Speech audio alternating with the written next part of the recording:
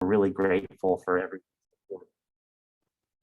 here with the train track. Oh, there we go. Just gotta move that. I see you've got it set up, Charlie? Yeah. Perfect. All right. So thank you to everyone who has supported us. All Aboard Washington is the #1 champion of passenger rail services in the Pacific Northwest. We've been around for over 40 years, promoting in particular passenger and freight rail service. We're a nonprofit advocacy group consisting of a number of citizens, businesses, and an increasingly large coalition of groups who want to make better passenger trains happen across the Northwest. So we're really proud that we've been able to, over the past couple of years, expand our vision and really had something we're definitely happy about. And we have been traveling, like I mentioned, Charlie and I have been traveling for the past while across the whole Northwest, particularly here within the state of Washington, to hear from people, to learn what we can do in order to make a difference. We started off on the west side of the mountains in Edmonds and Everett, then made our way over to Leavenworth and Wenatchee. Then we spent a day in the Yakima Valley, going between Yakima, Toppenish, and the Tri-Cities, before finishing off in Walla Walla and Lewiston, Idaho. We then made our way to the Pacific Northwest Economic Region Conference in Big Sky, Montana, which was awesome. That was our first time attending this conference. I gave a presentation talking about the environmental benefits of trains on behalf of my friend Tim Gould at Sierra Club, Washington. And I also gave a brief presentation detailing the East-West service, a longer version of which you'll be seeing today. So here we are in Spokane today. And over the next couple of days, Charlie and I will continue on over to Cheney, Ritzville, and Ellensburg before topping it off in Cle Elum for our annual All Aboard Washington picnic. We're keeping an eye on kind of what's going on with, with the air quality and wildfire situation over there. But based on our most recent news, it does sound like the air quality is at least at a safe level for now. So, but that's something we'll be keeping in mind. And hopefully, regardless of what happens, we will have our events available by Zoom. So what are we talking about today? Three things, really. Number one, we'll be talking about our organization's kind of grounding principles, what we like to call the 3 E's of transportation, and connecting them to the work that we do in transportation. Number two, we'll be talking about our current efforts in Olympia, particularly focusing on the East-West Passenger Rail Service Restoration Project, which has been around for a little while.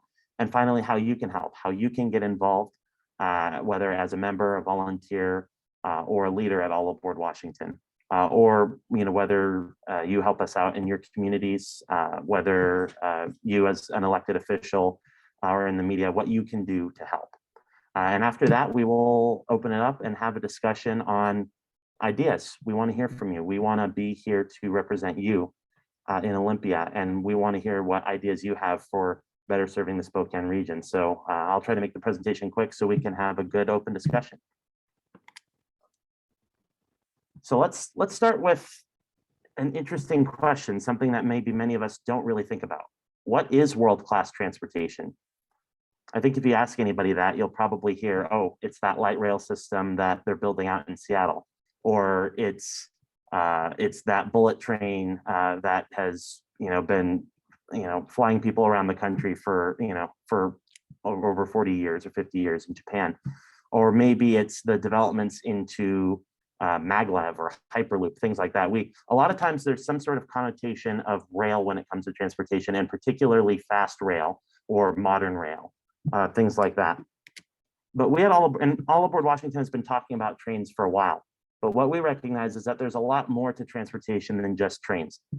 There are sidewalks, there are bikes, there are scooters, there are local bus connections, there's the infrastructure serving all of these things, there are airports, there are ferries. There are lots of connections to transportation that really make it possible to get from anywhere to anywhere. And it's easy for people when we're talking about transportation to get focused on a single project or a single way of getting around. But the reality is there's a lot more to it. And if we really want to boil it down, it's down to this simple question. Is it reasonably easy to get from here to there? Can I, wherever I live, whether on the coast, whether inland, whether on a mountain, whether in a valley, can I walk out my front door and get to some sort of transportation service, whether by walking or by biking, or can I hop on a bus? Can I hop on a train? Whatever that might be, and get me from where I live or where I'm starting out to wherever I want to go, wherever that might be in the region or even across the world. It's all down to that single question. Patrick, I'm not sure we're seeing this. Oh, my apologies. Here we go. I had to start the share. Is that sharing now? Yes. Okay, perfect. All right. There we go. So yeah, I'll just go through a couple of those right there to make sure everyone got to see. These are our supporters here. Thank you very much to all of the supporters who helped out with our train trek. This is the slide about All Aboard Washington with a couple of previous logos.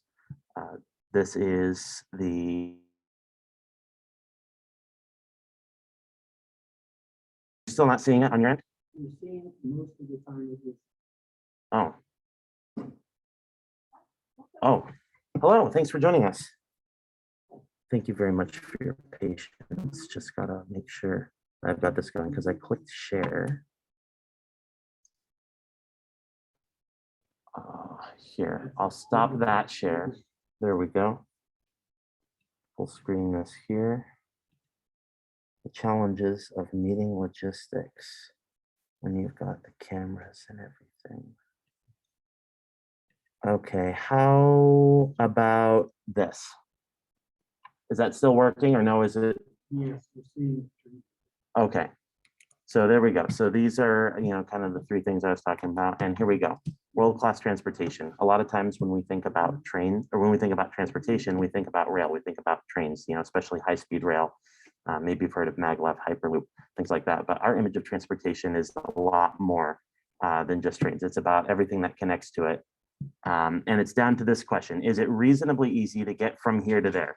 Can I walk out of wherever I'm living, wherever I'm starting my day out, and end up where I want to go without having to jump through hoops? Can I leave at a time that that's easy for me, at that time that allows me to get where I want to go when I need to go? And unfortunately, we know most of the time in central and eastern Washington, that is not the case. Charlie and I did a couple of searches trying to see, well, what does it look like trying to get from Seattle to Cle Elum without driving? And the route that it suggested, despite the fact that Cle Elum is should be less than a 2-hour drive down, just down I-90 from Seattle, was a 19-hour and 49-minute trip via a combination of train to Ellensburg, waiting in Ellensburg for another, hour or two, and then finally getting to Cle Elum. Way to get around. Similarly, I did a routing from, just did a similarly interesting route of taking a bus from Spokane to Umatilla or Hermiston, Oregon, going out of the state, passing by Walla Walla, then getting on another bus to go east to Pendleton, and then finally taking a bus up to Walla Walla. So the fact is, it is not easy to get around by a lot of options in Washington, across the Northwest. And we know that the reality is that you've either got to be able to own a car, you have to have the money to buy the car and to keep it maintained, you got to have your license. You've got to deal with insurance. And then once you've been able to take care of all that, if you're able to afford to do all that and have the time to keep up with that, then you've either got your choice of chains and pass closures in the winter. That's Seattle pretty much. I did a routing from Yakima to Spokane, and that forced me through Seattle, and that was going to be almost a $240 plane ticket to travel when I wanted to. If you book in advance, of course, it's cheaper, but sometimes things come up last minute, and if you don't have the money to have a car, it's probably also not going to be too easy to have the money to pay for a plane ticket. So we recognize it's a tough reality. And unfortunately, there aren't a lot of options outside of these things. We know that there have been a number of transportation issues going on for many, many years now. East-West train service via Stampede Pass, which used to connect Spokane directly with the Yakima and Kittitas Valleys in Seattle, was discontinued in 1981. The Empire Builder was rerouted over Stevens Pass, and another train which served the route was discontinued a little bit before that. We know that Greyhound bus service has Bolt bus I-5 corridor just went away. It failed because of largely due to the pandemic, and service across the whole country on the long-standing Greyhound brand just isn't there anymore, or it's been cut dramatically. Services have gotten a lot worse. They're not even using a lot of the old stations they used to have. Sometimes they just pick you up on the side of the road or on the, on a curb. We know that airport charter buses are costly. This is particularly the case if you're trying to take anything go TAC airport from the Yakima Valley, but even airport charter, Spokane.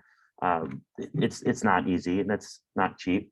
A lot between many city pairs, particularly outside of the biggest cities, flights are very expensive and they don't offer direct routing. So it just adds more steps and more misery trying to get wherever you might want to go. And then of course, we all know how fun it is driving I-90. We all know how fun it is driving I-5. It's just an unbelievable mess trying to get around. And you have a number of issues to deal with at any time of the year, whether it's traffic, construction, or road closures. Oh, that was a loud one. There we go. Unfortunately, the pandemic made that worse. Like I mentioned, a lot of intercity bus services were affected, but so were the trains. Washington and Oregon support the Amtrak Cascades and intercity passenger rail system between Vancouver, BC, Seattle, Portland, and Eugene. And a lot of trains were discontinued there. The trains between Seattle and Vancouver were discontinued, which meant that a lot of communities in Whatcom and Skagit counties were cut off from service. And all the service between Seattle and Eugene was cut down to once a day, which made it really hard for people to travel. And then, of course, service here in Central and Eastern Washington was really cut down even worse. What was only once a day service on the Empire Builder to either Seattle or Spokane or Chicago was cut down to only 3 times a week. Who can travel on a service that only offers options 3 days a week? It was just unbelievable, and that cut off a lot of communities.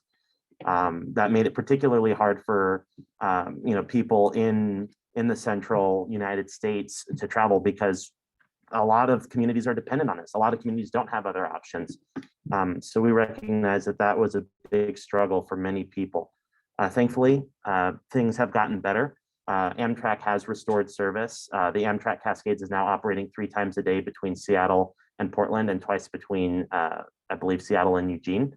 But service still hasn't been restored north of Seattle, which is a big problem. And the Empire Builder and Coast Starlight, the 2 long distance trains serving the state of Washington, have both resumed daily service. So thankfully, at least that is now available. And ridership is recovering. Even before these trains were restarted, a lot of the Amtrak Cascades trains in particular were doing just about as well on a by train basis as was happening before the pandemic. Given the capacity constraints and given the amount of frequencies, people were still wanting to ride the train. We also know that Amtrak's long distance routes outperformed the rest of the system in terms of holding ridership throughout the pandemic. This includes the Empire Builder, which we know has been a major source of relief and a major option for people all across the northern tier of the United States, including connecting Spokane. So this is sort of what's going on. And why are we talking so much about trains? What can trains do for us? Why do we as an organization push for better education and the advancement of our passenger rail system? Well, it's down to what we call our 3 E's, our 3 grounding principles as an organization: economic development, environmental stewardship, and equity. We believe that passenger trains contribute to all 3 of these in unique ways, and particularly when connected with other local and regional issues and efforts. We believe that passenger trains have a way to seriously improve the quality of life of people all across the Pacific Northwest region. So let's start with economies. Why do trains matter to economies? A lot of people think, oh, well, the trains don't pay for themselves. What's going on with that? Well, there's a lot that goes into trains and what they do for communities. According to Amtrak's own data, about 11% of train riders in Washington would not have chosen to travel if the train wasn't available to them. This includes the urban Amtrak Cascade system and the more rural Empire Builder, which serves Spokane. So that's a big deal. That means that by not having this option available, a lot of people would either have such a hard time getting around or they would have zero options available to them whatsoever to be able to even make a trip. And that makes a difference in communities. According to Experience Washington, which has data on travel within Washington state, the average day trip visitor spends $84. The average day trip visitor has an $84 impact on the community, and the average overnight visitor has a $366 impact on their community. And that's big money for a lot of communities across our state and across our region. We understand that based on the calculations from the amount of diverted ridership in Washington state, that if we were to start an east-west passenger train service between Seattle and Spokane via the Tri-Cities and the Yakima and Kittitas valleys, that would add up to over a $7 million impact on communities across our state. It would be enormous. And so there's a lot that goes into that. There's also a lot that can be talked about with regards to what we spend on roads and other facilities nowadays. And this is a point that ties into both economics and equity, is that we have to figure out how to connect our whole state equitably. Fun fact, some people actually live outside of Seattle. Some people don't live in the Puget Sound region. We have cities like Spokane. We have Wenatchee. We have Yakima. We have the Tri-Cities. And people forget that. And we spend a lot of money on public transportation services and infrastructure in the Puget Sound, and yet leave tons of regions across our state and really, our whole country out of the conversation. And yet we have examples to show that there's a lot more that can be done for a lot better money to equitably connect places across the state. A great example is the state of Virginia. The state of Virginia did a study on what it would cost to attempt to alleviate traffic congestion on Interstate 95, very much like I-5, connecting Washington, D.C. with Fredericksburg, which is about halfway between their state capital of Richmond. So imagine if we were to be looking at trying to spend some money to add some lanes on I-5. Well, what they found was that for about 52 miles worth of new roadways, they would have to spend about $12.5 billion over the course of 10 years. So they'd spend 10 years building the new lane. And as soon as they opened it, the traffic would be just as bad as when it started.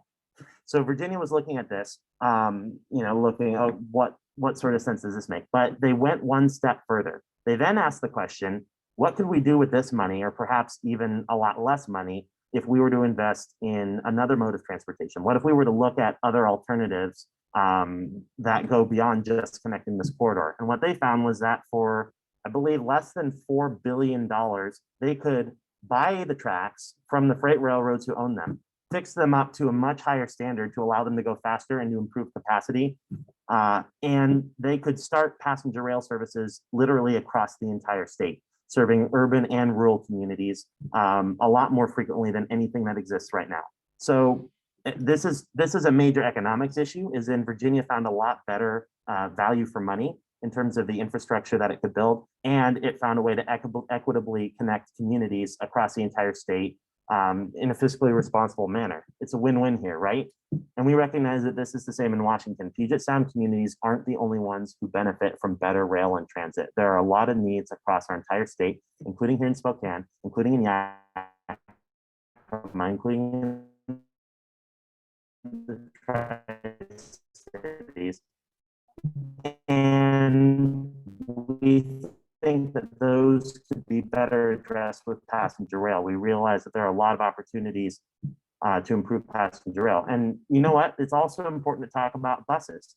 There are 2 states in the United States that have really figured out how to integrate buses with their existing train network. And those are North Carolina and California. Both states utilize buses as a very important part of corridors, some of which have existing rail, as a way to show what sort of demand exists, what sort of connections do we need to be providing, what sort of opportunities are there. And if they find that the ridership is significant, and once they gain a better understanding of what that improved access to travel does, they start looking into services. This is one reason why the state of North Carolina now has a rail route that's being planned to the western part of the state in Asheville, because they found through their bus network that there was a lot more demand for travel than what so they did that.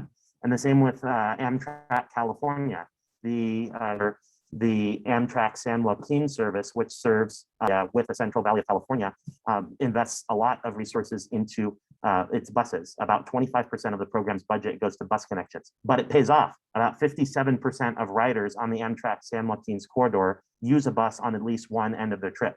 This is particularly helpful in connecting Bakersfield, the southern end of the route, with Los Angeles, because due to some track constraints, they're unable to send any passenger trains further south than Bakersfield. But they use the bus to help make sure that there's a connection. And it's easy. You walk right off the train, the bus is right there. You don't have to worry about missing the bus. It's time to make sure that you as a rider can get on the bus and get to where you need to go. And it connects the San Joaquin's corridor with tons of other places in California, making it a really system. We believe the same needs to be encouraged in Washington State. We do have a few connecting buses with some of our Amtrak routes, but a lot of them are lacking. We think that there are a lot of opportunities to connect expanding passenger rails to these services, whether that's with long distance intercity buses, or whether that's with local transit services. We also understand that the way things have been done on the federal level with regards to and by X amount, there's a little bit less consideration being given to that, because that doesn't solve the problems of emphasis being considered toward what are the environmental impacts, serve communities with major metro areas. So that's something we're really happy to hear about, and something that we're very strongly supportive of. And then there's finally environment. We understand through the data from the Intergovernmental Panel on Climate Change that we have less than 10 years to cut our greenhouse gas emissions output by about 45% of 2010 levels. And for far too long, our elected officials have been, kicking the can, just as always. It's always been a problem that people have sort of known about, but it's always been hard to find solutions on. And we don't have the time to keep doing that. And we don't have the time to simply be looking at long-range planning efforts. Yes, we need to keep up long-range planning. We know that there's a lot of interest in high-speed rail, for example, but we need to be talking about the short-term actionable steps that we can take, today to significantly reduce our greenhouse gas emissions output over the next 10 years. And what we know, according to the EPA, is that the lion's share of our emissions, the largest constituent of our emissions, comes from transportation, about 29%. And we believe in Washington that's as high as 45%. And among that, within the EPA data, autos, whether you're talking about your own personal car, or whether we're talking about heavy duty semi trucks, all sorts of highway transportation account for about 82 or 83% of that output. So we really need to be tackling our auto emissions. And one great way to do that is to shift transportation toward rail. Rail, despite the fact that it carries millions of passengers across the country every single year and countless tons of freight goods, and then it's only 2.6% emissions.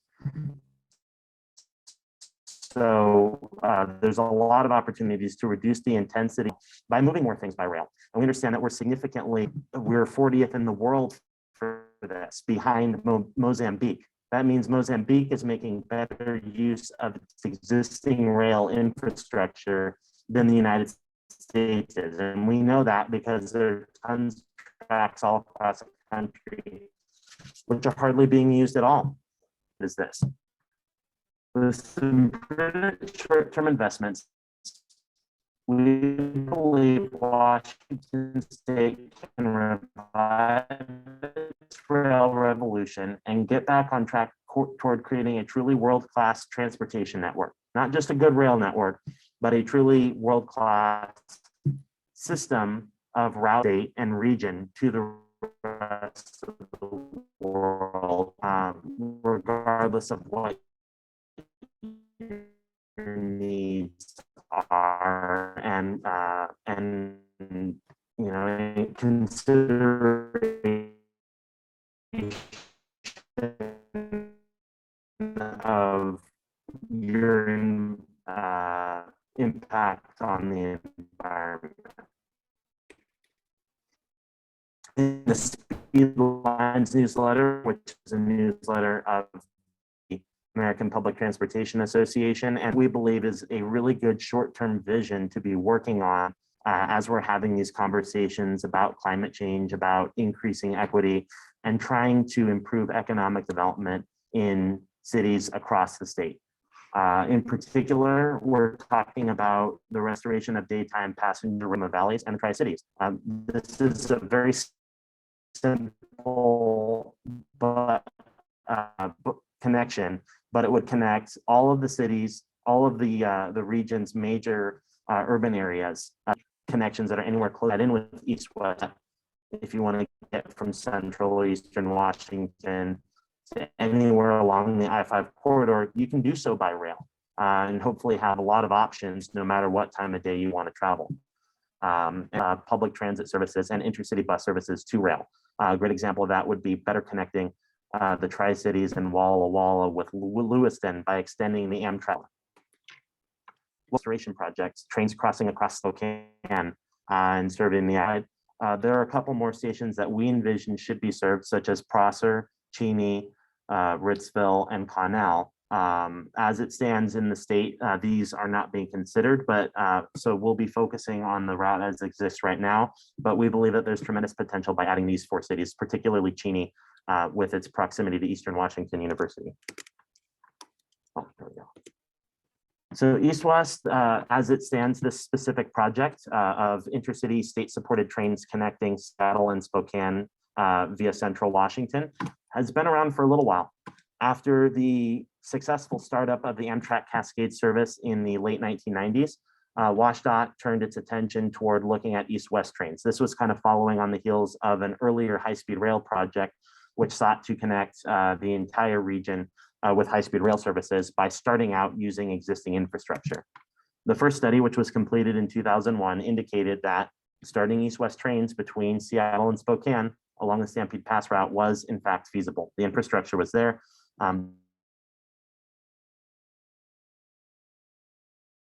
That was, you know, a pipe dream. It was capable, it was possible. But particularly the loss of the lot of hard tab funding, which was very controversial at the time. Our state's multimodal transportation budget was cut significantly. This is something that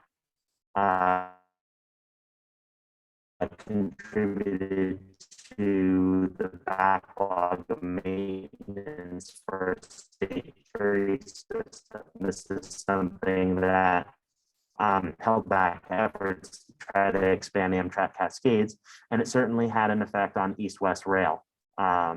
Even though there was a tremendous amount of support from communities all across the line and really across the entire state for East-West train service, it wasn't looked at afterwards because WashDOT had to turn its attention toward dealing with the budget crisis. But as things, as revenue started to recover, as things started to be worked on more, we found that there was tremendous interest among people who knew about it, that people who heard about the idea of East-West passenger trains absolutely loved it and wanted it to become a reality. And they expressed a great interest in traveling all across the entire state, not just along the corridor. That they would use the service to connect to other transportation services or routes that would get them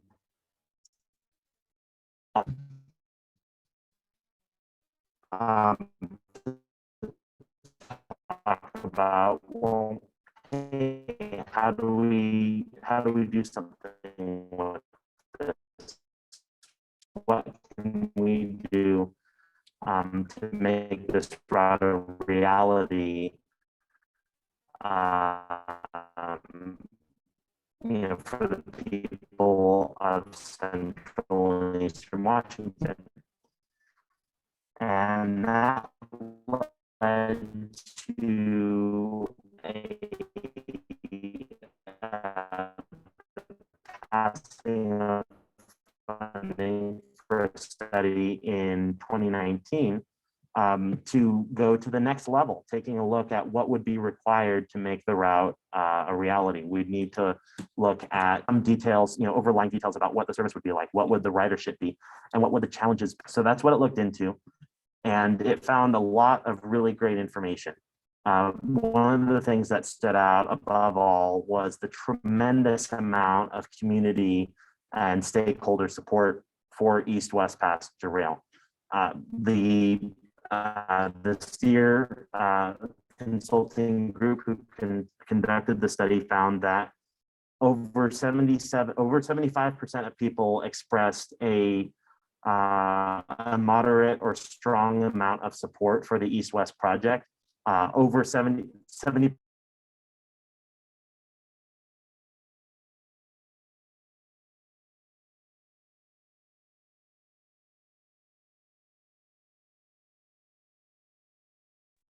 All right, it looks like we're back. There we go. Apologies for that. Thank you very much for your patience. So an example of what the East-West train service could do is going. Oh, the slideshow's not show. Oh, yeah, that's right. I got to click share. There we go.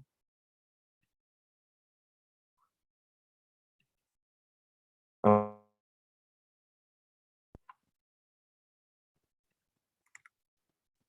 Is that showing it, Charlie? Yeah. Okay, perfect. All right. Thank you very much. So a great example is in fact that train corridor I mentioned earlier in North Carolina, which has a couple of departures a day between, I believe it is Charlotte and Raleigh-Durham, as well as one train that goes to New York. And the ridership of the East-West service would compare very favorably with that, despite the corridor taking longer time to get from end to end. And the fact that the North Carolina corridor is a more densely populated urban phenomenal. And another great thing to consider is to spend $500 million to get this service started with 2 trains a day, end to end, serving all the communities that are listed, between Seattle, Tukwila, Auburn, Cle Elum, Ellensburg, Yakima, Toppenish, the Tri-Cities, and Spokane. Less than $500 million for a quarter covering the entire state. How much do we pay each year to expand capacity on I-90 or on I-5? It's really an amazing bargain when you consider the number of communities and the breadth of the state that is served by this project. We had a couple of comments about it, though. We understood that there were some weird things about how the study was conducted. One example is with ridership. Steer claimed that they only considered ridership from people who would be driving, and therefore they left out what is, according to Amtrak's data, almost 53% of riders in Washington state. Like I mentioned before, about 11% of people who ride the train in Washington today would also choose, and number I think have been available. So that's 53% of the state population, which is essentially not counted, despite our state having routes very similar to this, which suggests otherwise. We also understand that 20% of Washingtonians don't have a driver's license. You're leaving them out. That's an entire, fifth of our state's population that you're not considering there. We also understand that they suggested somewhat lower ridership due to the long run time from end to end. And that's really not the point of the service. Like we mentioned, the real point of the service is to connect communities in the middle with the communities on the end, communities in the middle with each other, to make it easier for people in central and eastern Washington in particular to access communities that do not have any sort of options right now, and to visit friends and family in the middle. It's not meant to be the fastest way to get from Seattle into Spokane, and really, given the needs of our region, that's a really important thing to consider. So those were a couple of all Washington comments with regard to things. And most importantly, what's really important to consider about this is the need and the interest in the project. These are a couple of the comments that were listed. A great thing to consider was that there was tremendous support from not just residents, but also a lot of the key stakeholders who would be involved with the project. The cities of Yakima and Pasco interest, and even senior representatives of BNSF Railway, according to the study, said that they would like to see more done with the Stampede Pass route. They see an opportunity to help improve both passenger and freight flows through doing more with this route and making sure this amount of support all around for the project. And Steer recommended at the end of the study that there was a need to perform more work, to look more in depth, and in particularly there would be a need to conduct a cost benefit analysis and an economic analysis in order to make the project eligible for federal grants. The cost benefit analysis would look at, what does the train do for communities? Does it help with safety? Does it help with emissions? And what would that cost? And then additionally, there was an economic analysis needed, which would measure the impact on tax revenues. Would communities receive more taxes? How would property values be affected? How would jobs be affected? How would the improvements to mobility make it easier for people to live in different places? Things like that. So that's the East-West project that as the state level fit into a number of the major needs that we see as needing addressing in Washington state. Is restoring service, and particularly right now, given the lack of train service to Northwest Washington, we believe that's a crucial need. These right now who are cut off from the entire rest of the network, and regardless of which direction you travel, not how it's and Spokane can no longer be a place that people can get to by train from Whatcom or Skagit County. So we believe that it's important to look at reestablishing service in Northwest Washington to make sure that people have the option to ride the train. The second is doing everything we can to restore all of the existing services to pre-pandemic levels, and expanding those as much as Tire Builder here to Spokane has been restored to daily service. So at least as before the pandemic, but there's also a really good opportunity to increase the frequencies on the existing Amtrak Cascade system. And my friend and colleague, Abe Zumwalt, conducted an analysis of Amtrak state-supported corridors and found a very interesting point about why offer more departures per day. There's an exponential curve that goes up where when you add ridership, when you add frequencies, when you increase the number of departures, there's a significant increase in ridership, particularly once you hit between 6 to 8 trains a day in a corridor. It's a lot easier to ride. You don't have to look at the schedule. You don't have to, know, oh, am I going to miss this train? it really becomes easier to just show up at the station and travel where you want to go. So we understand that that's a really important point toward improving ridership and showing our entire region just what the train can do, how it can improve mobility. Another big point that's a really major consideration for any sort of service expansion, whether it's improving frequencies or adding new routes, is equipment.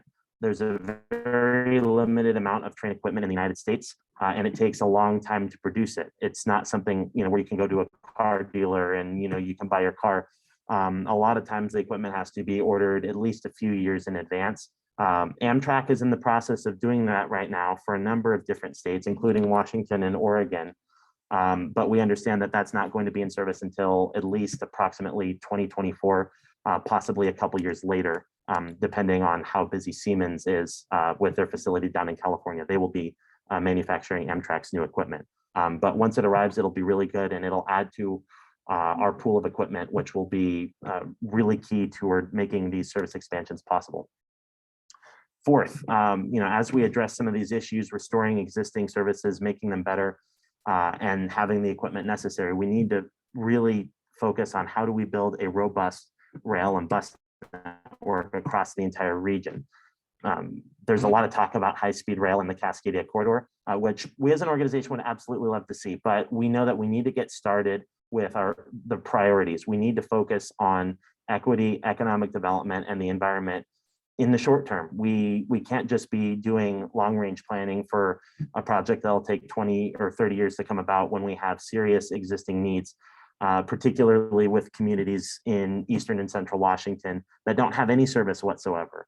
So we really need to make sure that we're talking about building a whole network that is inclusive and not simply focusing on the I-5 corridor as a lot of transportation services have done.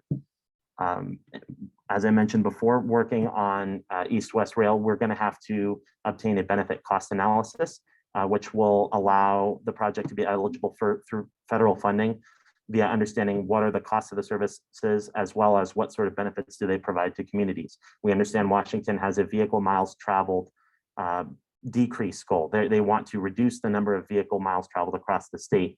And that applies whether you're driving in a car with an internal combustion engine or an electric car. We know that there's a lot of damage that happens to salmon as a result of tire runoff. So, electric cars are going to solve all of that problem. We still need to be thinking about rail, reductions of greenhouse gas emissions, improvements to safety. All these things are considered in a benefit cost analysis. And in an economic analysis, there's a measure of what happens with spending in the communities, what happens with jobs, what happens with tax revenues, all these sorts of things. So these are next steps that we're working on as an organization to help move the East-West project forward. And these are opportunities that we see. And finally, improving feedback channels. We know that the train only comes once a day in each direction into Spokane, and that makes it tremendously inconvenient for people who want to go places without staying up until midnight or 2 in the morning to get places. We know that the train is often late, particularly when it's coming all the way from Chicago. Anything down the line in Montana or North Dakota holds the train back, and that delays the service, getting to Seattle or Portland or anywhere in between. But there aren't really many great feedback channels to talk about this. We understand that ferry riders on the west side of the mountains have a ferry riders opinion group, which allows for a direct input from constituents to the Washington State Transportation Commission and allows the interests of people who ride ferries to be heard. And the Transportation Commission can then direct WashDOT, or they can recommend to WashDOT to make certain changes based on the feedback they get. Passenger rail riders do not have this option in the state, and we believe that's unfair. And we believe that a great opportunity to really help understand what's going on and make changes to make improvements is to establish a passenger rail opinion group to the Washington State Transportation Commission. So our focus over the next year in Olympia will be talking about what's possible for East-West, talking about the opportunities to take advantage of significant federal money for intercity and long distance passenger rail services in Congress on the federal level by conducting the benefit cost analysis and the economic impact analysis that are necessary for East-West to be eligible for federal funding. we'll be talking about what can we do to expand Amtrak Cascade service and restore it as quickly as possible to the communities that need it. And finally, we'll be working to create that passenger rail opinion group to make sure that all riders across the state are heard and that the Transportation Commission understands where there's room for improvement in the passenger rail network. So that leads us to how you can help us. What can you do to help improve passenger rail service across the state and make this project and other projects a reality? The first is awareness. The simple fact that we've heard when we've talked with people is that there's not a lot of awareness of the East-West project. Passenger rail service serving the Yakima Valley and Kittitas Valley disappeared in 1981. And while many people still remember it, a lot of people don't. And given the timings of the train here in Spokane, we understand that it's very difficult for people to have any option to ride the train. So a lot of people don't know that this project exists to connect Seattle and Spokane by daylight trains. So simply talking about it is something that really helps. And we've had a lot of great discussions with people all across the state. Charlie and I talk a lot with Ted McDermott from the Spokane Spokesman Review about this to let people know that this is an opportunity, that there's more funding for trains, and that there is a project underway to connect Central, Eastern, and Western Washington by train via daylight service. So that's a crucial role. The second is support from representatives.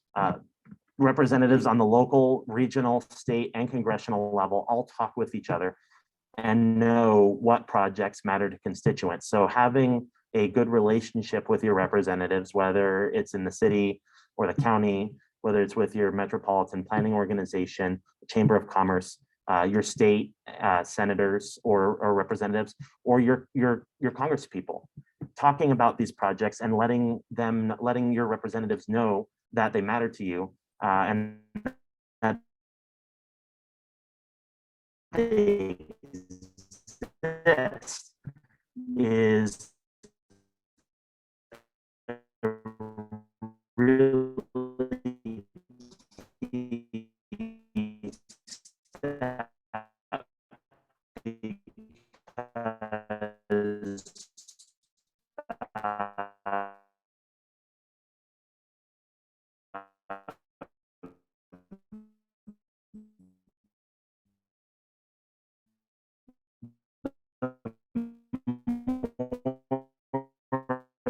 that our representatives hear about these projects, and the more that they hear about your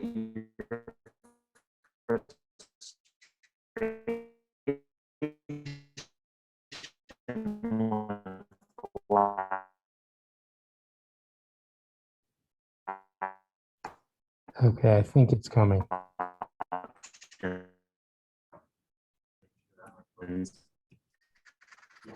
the more liquidations has been done, we need to get a. It takes a Oh. second, but I think it's on the way. Yeah, there you go. Okay, all right, there we go. Thank you for your patience. So, I think there's a lot of things here that we can be talking with our representatives on the city and on the state and on the national level about how we do this. Really, it's about getting our priorities straight, because we've been trying to with transportation priorities for way too long. We've been just going the easy route of choosing highways. But there's a lot more that goes into that. We need to think about equity, economic development, and the environment, and see how we can connect all of those. Make sure that my phone's internet connection. And forget about connecting everything together and making everything accessible. Is it coming through, Charlie? Everyone has access to. Can you see my slideshow? Across the country, and not just in our biggest, cities, but also in our smaller cities, our medium-sized cities, and in rural areas. We need to focus on short-term prudent action. Okay. Yes, we want to have. Because it's. Yes, okay, all right. I think there's a lot of things that we can be talking with our representatives about how we can do things. It's about transportation priorities for way too long. We've been, but there's a lot more that goes into that. We need to think and see how we can connect all of those to what we're doing with transportation and making everything accessible, so that way everyone has access to transportation options across the country.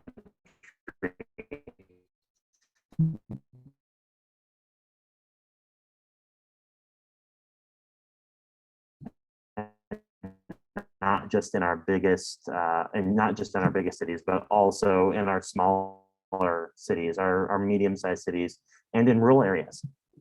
We need to focus on short-term prudent action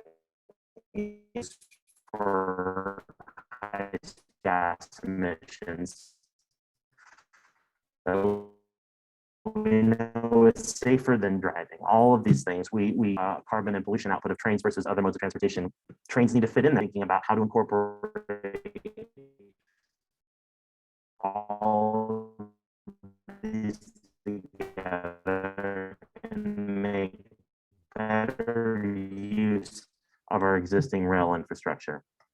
And talking about what are the really realistic best we can with that. And we're really honored to be representing you in Olympia to make things better. And there's a lot that you can do to help us, to support us as a grassroots advocacy organization. The first is volunteering, whether it's with community outreach, whether it's with event planning, writing for our newsletter or for social media, or helping edit our newsletter. There are tons of volunteering opportunities that you can engage in order to support our organization. The second is leadership. Our leaders, our board members make tremendous contributions to as a leader, you can contribute to our fundraising efforts in Olympia and helps educate legislators on what are the opportunities and what are the needs of constituents. And finally, networking. Having these conversations across the state is tremendously important, and our leaders help our networking efforts to make sure people know about what's going on and where the opportunities are. And finally, donations. There's a lot that goes into this. Charlie and I have been traveling across the state and all the way to Montana over the course of the past week or so, and we'll be doing that until Saturday. And anything that you can do, whether that's with a direct financial contribution or whether that's connecting us with organizations who have an interest in improving. Very, very grateful of everything you can do to support us. Grateful for every drop of coffee I can get, so that way I can keep driving and making sure I can share the word about better passenger rail across Washington. So thank you for your generosity, whether as a member or a donor. So here we are. That is the end of our presentation, and we want to hear from you. We want to have a conversation with you. We want to hear about your biggest challenges as a community or in your organization. We want to hear what are your top priorities for addressing these challenges. What do you believe can And be for those done folks who are to improve things, online, and what are we missing? jump in. Is there to something that write we're leaving out? comments Is or there something questions that in we the need chat. to include Thank you. in this short-term actionable vision, Olympia? So with that, I will turn it to you. And one comment or question from chat. Thank you. Yes, sir. How come they can't have a princess like they did about 100 years ago that went over to Liberty Bank and Coeur d'Alene? Exactly. It's the rail network that we used to have was the end. And one of the biggest things is that various levels of government that favor certain transportation modes over others. There have, and, we know, from the history of America's rail network that a lot of that was privately owned, and that there were, kind of a lot of monopolies going on at the time. And so that, for among other reasons, led to a significant disfavor for rail, relative to other transportation modes. And, several decades ago, there was a lot of government policy which decided to favor other modes of transportation above rail or in addition to rail. And rail fell behind. And given some of those and some of the other challenges that have gone on throughout the years with rail, we've just lost a lot of what we had. So it's it is a big thing to overcome, particularly now that a lot more urban development has been focused around cars and really, made cars an absolute dependency. Um, and we know now that that needs to change, but I think what we're starting to see now is that there is more interest in trying to include other modes of transportation and not just to focus on the priorities that have always been. There's a lot more interest in trying to consider equity, to consider safety, and to consider the environment as part of the transportation decisions that we make. And more people are becoming aware of that. So that's what it's going to take to get it back as well.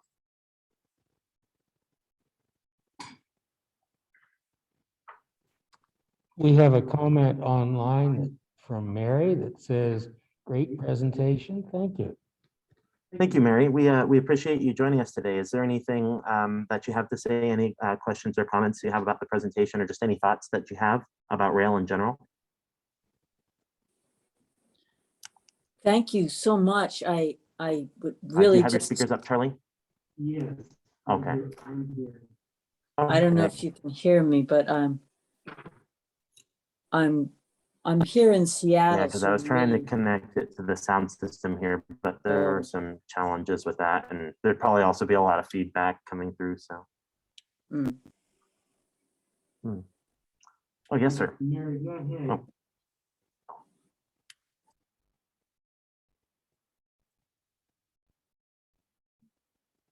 Okay. Yes, sir. Yeah, so I'm Carl Otterson. This has been a great presentation. That's Spokane Transit. I'm curious, everything is very Washington oriented, and yet Spokane is the center of Inland Empire. And I think one thing that I'd like to think about, especially given, frankly, it's a lot easier to get to Seattle by plane than anything else because of the frequency of Alaska Airlines. And yet, getting to other destinations within this broader Inland Empire is not so easy. Central Washington being part of that. I also think about North Idaho and up to Kalispell, Montana. And as we think about an east-west line, what are the conversations and opportunities, perhaps even less focus on the connectivity to Seattle, given the mountain passes, given the difference between, say, Whitefish, Spokane, or Whitefish, Tri-Cities, to drive that kind of Colombian Cascades type of service. Yeah, absolutely. That's a great question. And in fact, that's something that there are, I think, some more opportunities about that we've even just been learning about, kind of throughout this train trek. You might know Missoula County Commissioner David Strohmeyer of Montana. He is working very actively on the restoration of passenger rail service in southern Montana. And there's a couple that is restoring the existing infrastructure between Spokane and southern Montana, I believe maybe a little east of Billings, and having a state-supported service there. There's also a very interesting project talking about the restoration of long-distance service there, which would go even beyond Montana, providing a second route connecting Seattle with Chicago, and allowing, but having service through southern North Dakota, southern Montana, and central and eastern Washington. So that's absolutely something that's on the map there. I bring up the I got to go back to class actually. Yeah. I bring up the Kalispell because that is easy to do, and today it is so inconvenient. So Yeah. What are easy wins for existing infrastructure? If there's train set, whether it is a part of a engine and passenger car from the Amtrak Cascade that could use some useful service for Eastern Washington and North Idaho, Northwest Montana, we can really demonstrate some value because we have a larger airport. We also, Sanborn doesn't have an airport, but we also don't have a very good way for motorists even to get to Kalispell. Yeah. Without some really awkward roads versus trying to compete against really accessible freeways or really accessible airport hubs. That's a great point. And I love the fact that you brought up Spokane as a regional hub. We believe that's absolutely a possibility. And there's a lot more projects I have to consider. Thanks for joining us. Have a great afternoon. Yeah, and so, what we're talking about here today, in the case of the east-west passenger rail between Seattle and Spokane, that's a project that's on the books that WashDOT is already talking about, but we don't believe that that's the only possibility. Frankly, we totally agree that we think Spokane has an absolute ton of interconnectivity possibilities that could definitely make it a regional hub for the Inland Empire. That's absolutely the case. And that's, even though the project is being examined in that way, starting with a line between Seattle and Spokane, our organization, in a longer term view, does see that there's a lot of potential to, for example, the Tri-Cities with the track work to improve capacity and restore the quality of the tracks. You could run passenger rail service from Spokane to Boise. It would definitely make sense to improve the connections east of here, particularly given the interest in restoring passenger rail service in Montana. And while we believe that the federal opportunities for extending the long distance passenger train service are definitely the ones that have a lot of short-term actionability. We also believe that as more train services are restored and people start to learn more about the possibilities and really demand more from our rail system, that state-supported services between Spokane and southern Montana are absolutely something that should be talked about and that we believe should be done. That's one reason we're so happy to collaborate with Dave Strohmeyer in Montana and the Big Sky Passenger Rail Authority, because that's a really unique Another effort comment and from presents a lot of online, great opportunities for we expanding have, service, not just it between, basically not just says, west of Spokane, I but also know that east. the vision is passenger focused, but I wonder if you would comment on the potential benefit of mode shift of freight from roads to rails if we significantly upgrade existing east-west corridor with multiple tracking, signals, etc., where needed beyond the 500K upgrade that you spoke of. You're absolutely right. If we significantly upgrade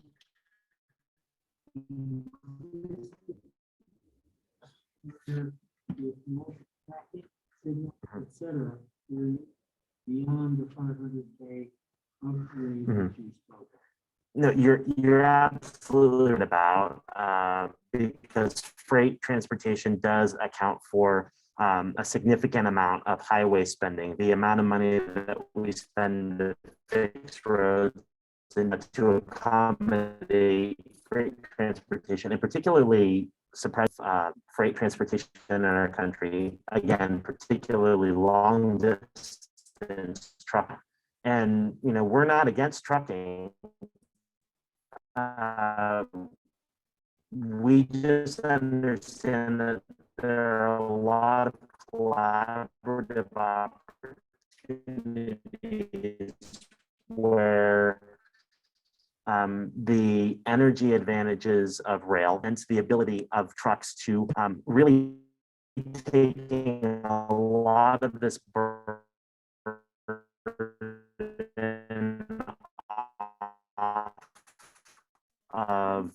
off of our highways, as much of that as possible, as feasible on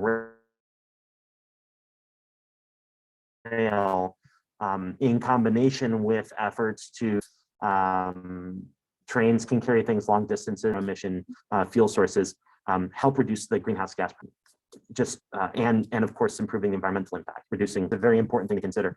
And it's definitely our freight and transportation system works right now with the railroads. We know that we shouldn't be seeing it as a competition.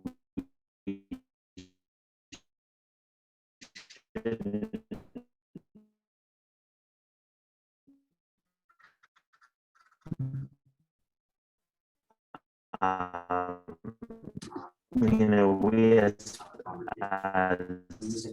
particularly passenger rail advocates need to be having conversations with the freight railroads on how we can upgrade the networks across the country to make it easier for passengers and freight to flow. And we have a And follow-up that's an from the important point that's last often one. left out of the Roll-on, conversation. roll-off All options for trucks could make a lot of stakeholders sense for to this distances where table, tracks is. Including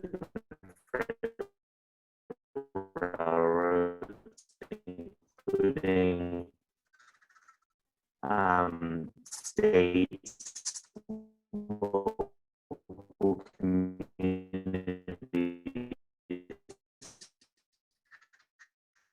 And if we have this conversation on how to, it's about improving transportation as a whole, and not, getting too caught up in any one. Roll-on, roll-off options for trucks would make other-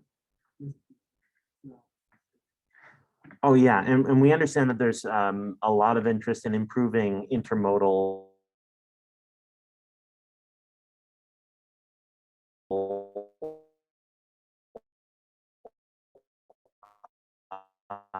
facilities, particularly here, inland. It's going on in Southeast Washington with Benton County. I believe we have spoken with Yakima, and we're working on establishing connections with Spokane's. I don't Tri-Cities is an area we're definitely working on trying to establish more. I talked with him. He actually came to our meeting in the Tri-Cities. And so definitely we're working on making sure we're having conversations, getting everyone involved. And one thing, when we had our conversation with Yakima in their transportation plan, we think that the same is going to be very important here in Spokane, because we know Spokane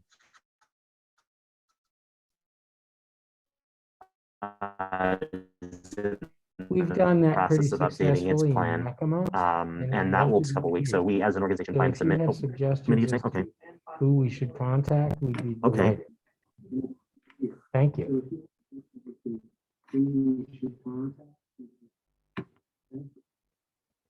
Excellent. Thank you very much. That's a great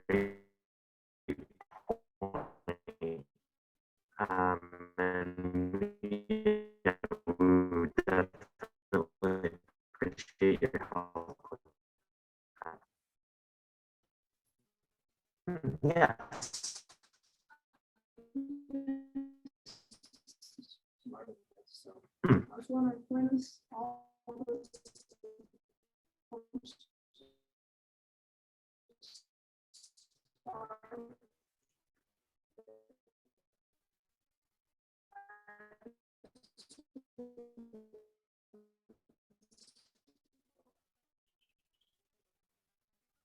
When would it start?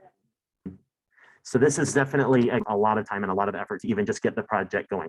What it is that the first two studies of the project, including initial feasibility and some basic outlining of ridership and infrastructure costs, things like that, those have been completed.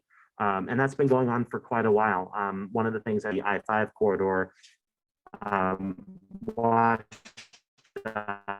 started this initial study into what would be necessary in 2000, 2001. They essentially had to stop it because that was one of the big things that led to so we as an organization encourage the kind of research that process, show, hey, there's a tremendous need.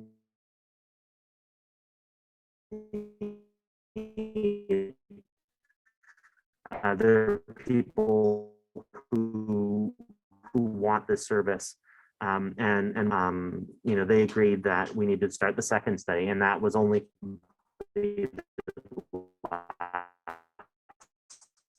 year. There's no timeline right now for when that service would start.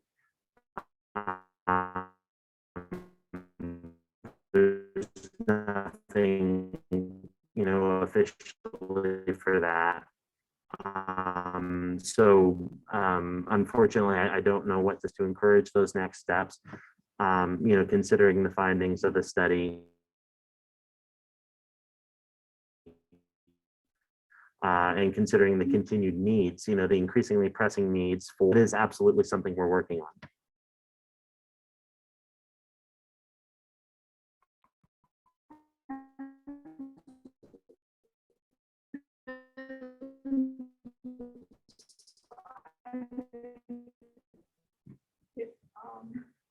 How many trips? Been some investigation which would serve either 1 or 2 trips a day, and we believe, based on what I showed you the urbanized as the I-5 corridor, that more frequencies, we believe that more frequencies should be studied. And that's that I spoke of, with up to 205,000 annual riders. According to here, that is endpoint to endpoint, Seattle to Spokane points, because there's a lot of, yes, sir.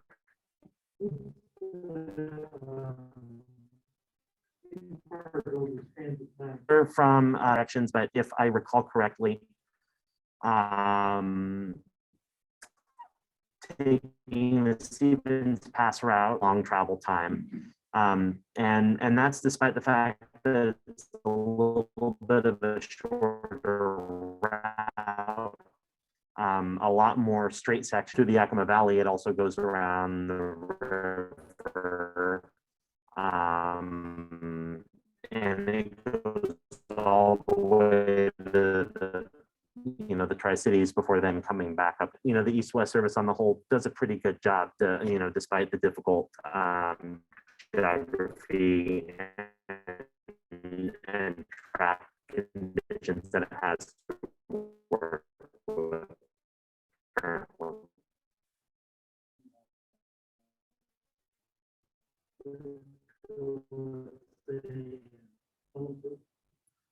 Ritzville and Ellen, some travel to Moses Lake and Othello, but they don't connect in a way that makes it really easy to directly serve Moses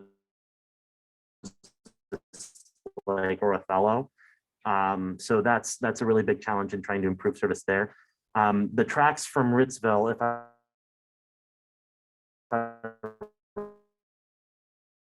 recall correctly, continue straight down to the Tri-Cities. But we know that Ritzville right along the highway, so, route option right there. But based on the existing infrastructure, yeah. Yeah, there's a lot of stuff that's been around for a while. I know that the North Coast Limited, which was discontinued in 1979.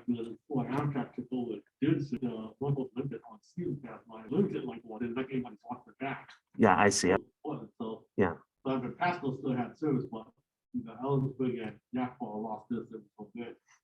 Yeah. And since then, we know that service across the entire region, has declined.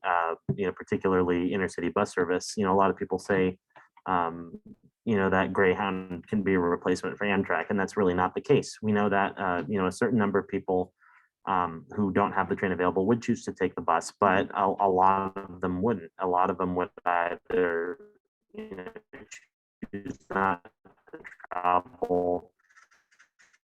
Or they'd be forced to drive, or they'd be forced to buy an expensive plane ticket.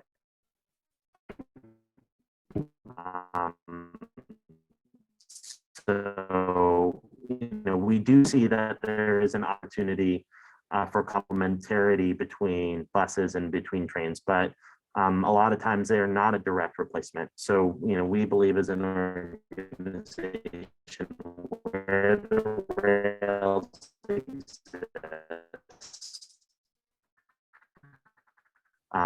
that we should be taking advantage of. Interesting that we heard at the Pacific Northwest Economic Region Conference was talking about roadway versus rail construction costs. Because one of the kind of myths that's out there is that rail is more expensive to build than simple roadways. What that's looking at province, the three largest cities, Red Deer, right? And Alberta,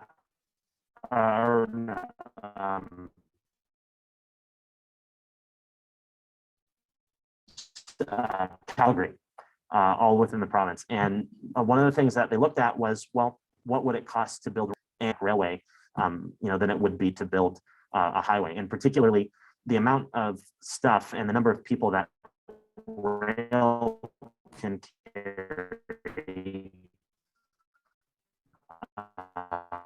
relative to the same capacity required for a freeway as people and as many goods as a 4-lane highway.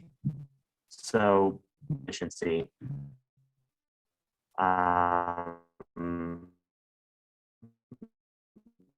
really shows that there's tremendous potential.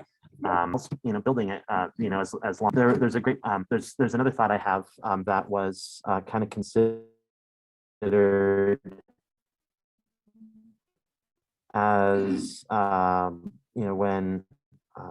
when the gentleman over here was talking about Washington, currently living in Japan right now.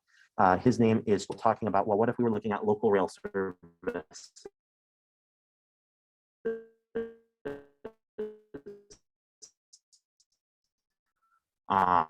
in central Washington through the Yakima, Tri-Cities, and Cle Elum corridor.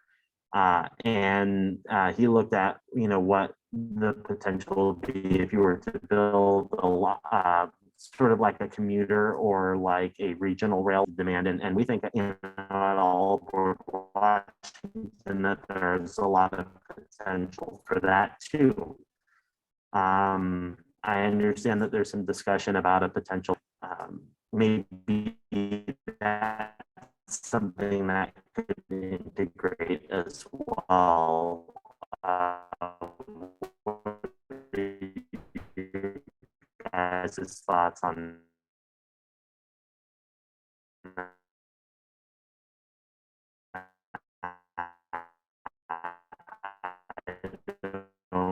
I'm still learning a lot about that potential.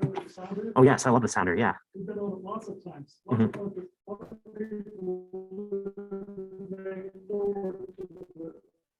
Train system. Yeah, sounder is a region with that the Pacific, the Peter saying that if you can get that started in complementing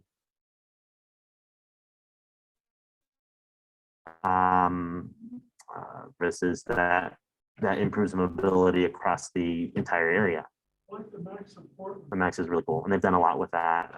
It still faces a lot of challenges, but definitely it does a lot to connect the whole port. One thing we understand is that there is actually some interest facility that would serve the airport. Suggested there might be interest in trying to joining us. Because let's think about it.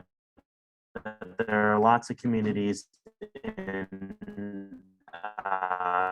central Eastern Washington, which would probably prefer to fly out of Spokane Airport rather than going directly through Seattle. I'll throw in one other So, comment that we making it got easier to earlier. get to Spokane Airport.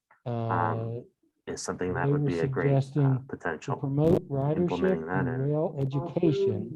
Consider free passes to all sixth graders in the area, similar to the passes that are given to students by the state parks and the ski areas.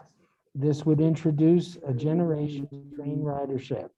Obviously, the parents and family would accompany paid fare the student that received the free pass. Along with the free ridership passes, develop an educational curriculum for middle school students. It's concerning the history of train travel and the economics of traveling or moving goods by train. Educators could use this module in the history or current events modules. I know a little bit about the education sector, and I think it's definitely something that we should pursue.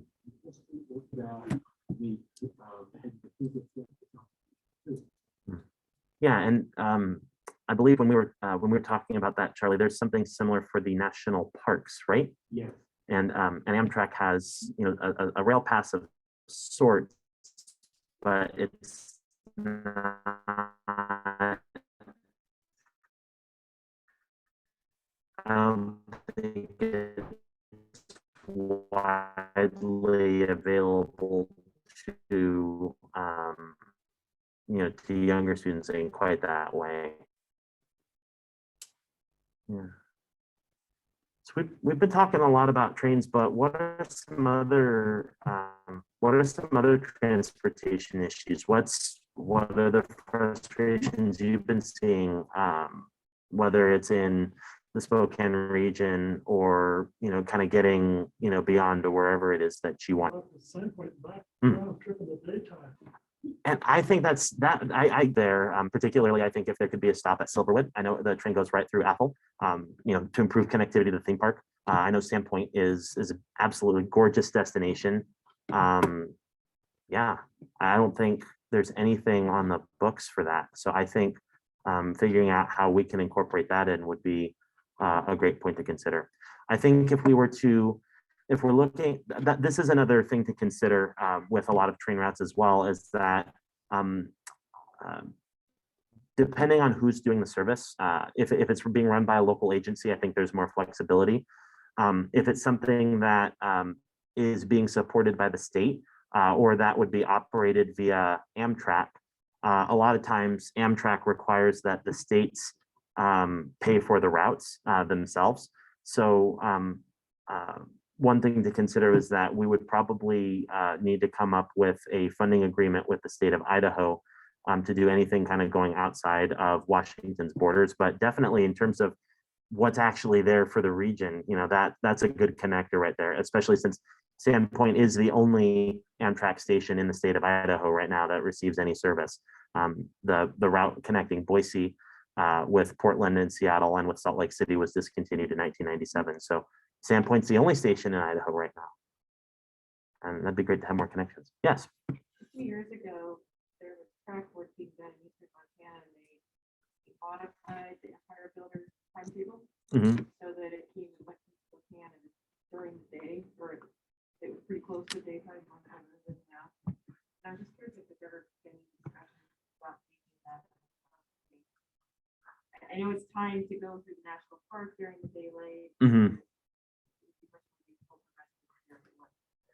Yeah, that's definitely an interesting point. I actually wasn't too aware of that myself. I know that with kind of what was going on in North Dakota, that BNSF had to do tons of different things to just kind of keep up. No, so that's really interesting. I don't think I am not aware personally of any discussion about how to modify the schedule of the existing Empire Builder.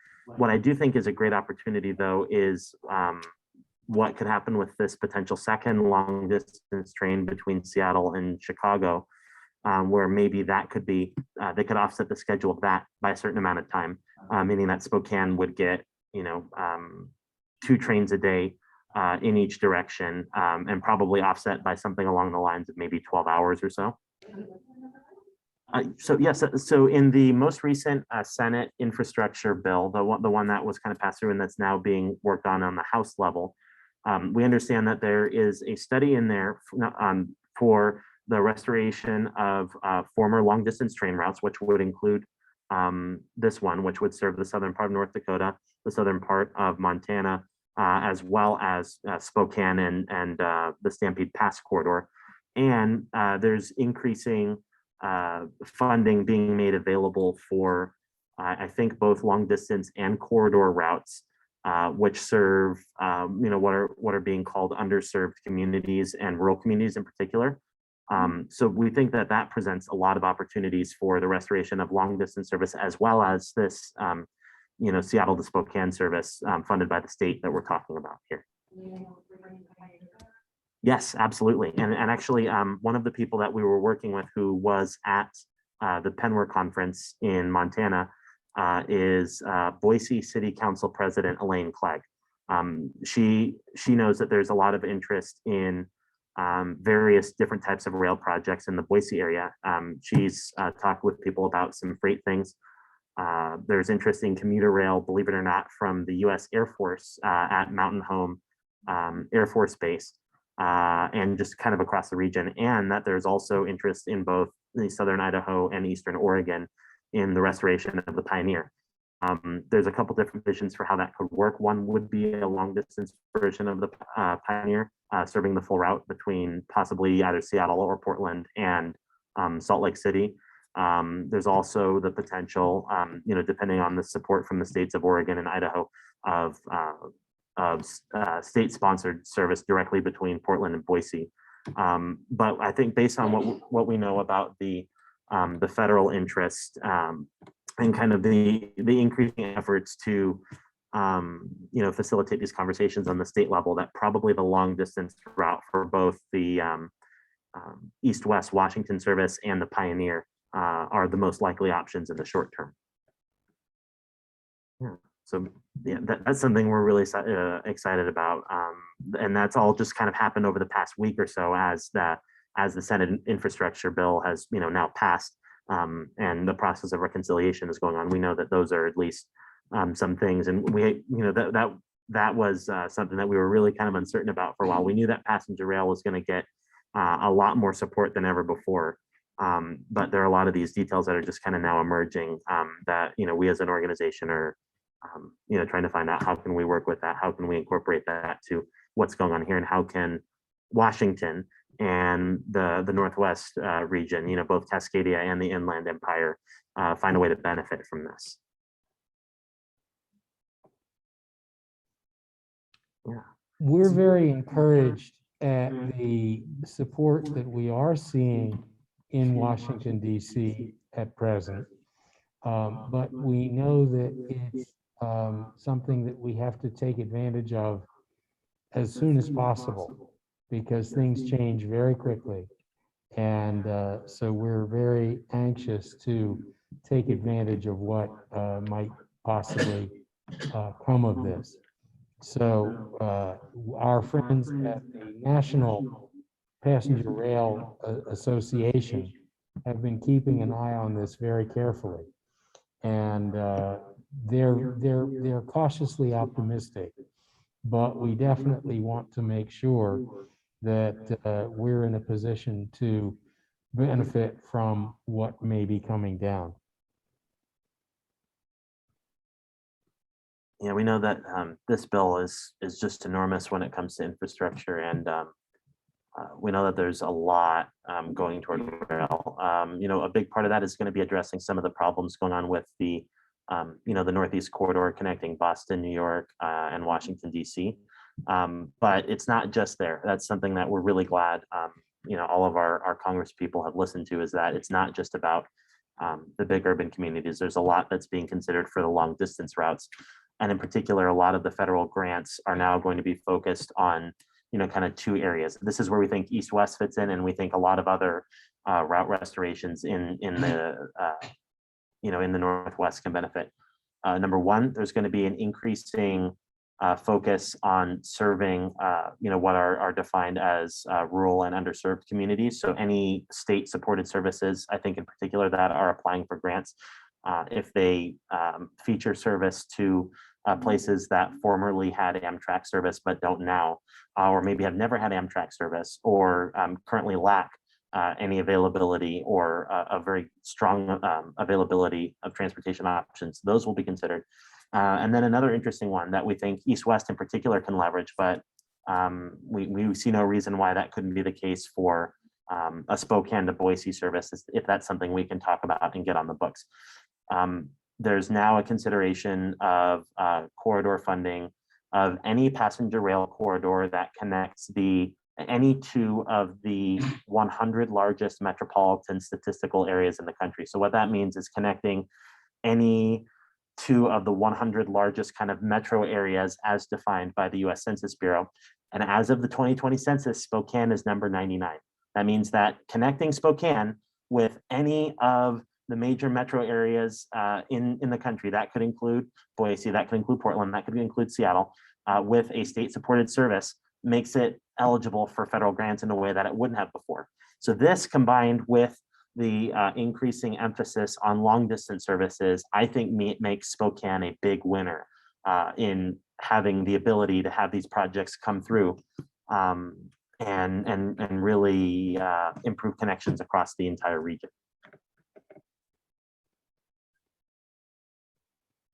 Yes. Are rail systems replacing Amtrak gradually as time goes by, or have they already replaced a lot of the Amtrak? Oh, you mean like, rail systems, you say, like light rail systems, things like that? So the way things stand right now, Amtrak is essentially the kind of number one, the big operator when it comes to intercity passenger rail services. There are a lot of other options that exist for sure, but in a lot of ways, most of them don't really replace what Amtrak does. Like the Sounder service that we were talking about before is something that kind of complements the Amtrak trains. It uses a lot of the same rails to help people get around on kind of a shorter distance trip. So for example, on the west side of the state, a great trip that Sounder would be used for would be like from Tacoma to Seattle. Because it runs a lot of times during the day, particularly a lot of trains in the morning head from Tacoma to Seattle, and in the afternoon they come back. While Amtrak services kind of run throughout the day at different times, and they go longer, they don't have as many stops in the middle. And the Amtrak train is something that Cascades, for example, is something that you can ride all the way from Seattle to Portland or to Vancouver, Canada. If you wanted, you could go all the way from Seattle to Eugene on a single train without having to change. And it would do so, at a fairly competitive rate to driving, maybe just a little bit slower in the end. So when we're talking about light rail or commuter rail, those usually serve local trips. That's like kind of if I want to get from downtown Spokane to Spokane Valley, or maybe I want to get from Post Falls to the airport, something like that. If you build the system to serve the region and connect places where people live with where they want to go, those accommodate local trips. Amtrak does a really good job of connecting cities where the local transit doesn't serve. Thanks for coming. Have a great afternoon. Haven't there been lots of accidents on Amtrak? They don't keep the tracks up. So there's a lot of things when it comes to that. I'm sure what you're thinking of is what happened back in 2017 with the derailment of the Amtrak Cascades train over I-5 in DuPont. There's a lot of, because of how the rail systems are governed, there's a lot of challenges when it comes to, kind of who does what. For example, there's the people who make the train equipment. There are the people who operate the trains, which is usually Amtrak. There are the state agencies that fund it, that actually, chip in the money to make the service happen. In this case, it's Washington State DOT. And then there are who owns the tracks.